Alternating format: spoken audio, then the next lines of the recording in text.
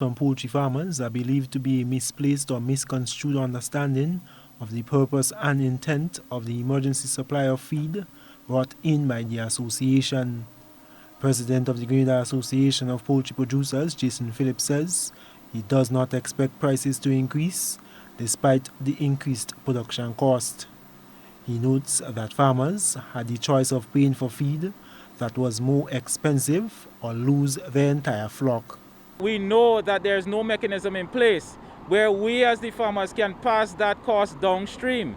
So this is something that is going to be absorbed 100% by the farmers, because the vendors who purchase the meats, the vendors who purchase the eggs, they are not in a position where I'm certain to negotiate any price changes at this point.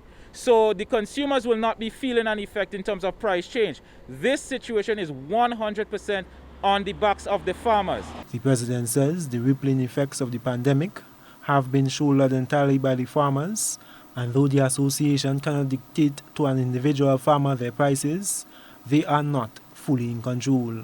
When you look at market forces, these forces dictate that the farmer is not truly in control of how he sells his product.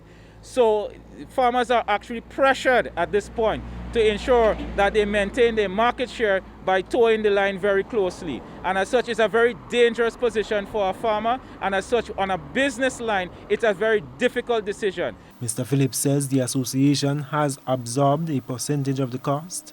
However, the total cost is being shared with the farmers, who have to pay their mortgages and monthly bills. We have to keep in mind that a moratorium has been given on loans and interest, but when you look in terms of what the moratorium is given, farmers who have been given a moratorium still have to pay compound interest for the duration of time that they will not be able to pay their premium.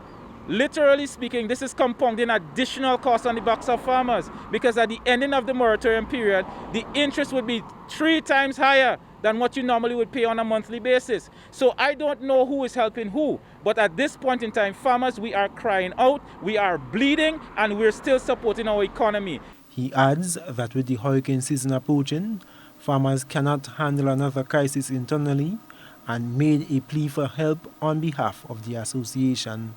I am Gerard Joseph for GBN News.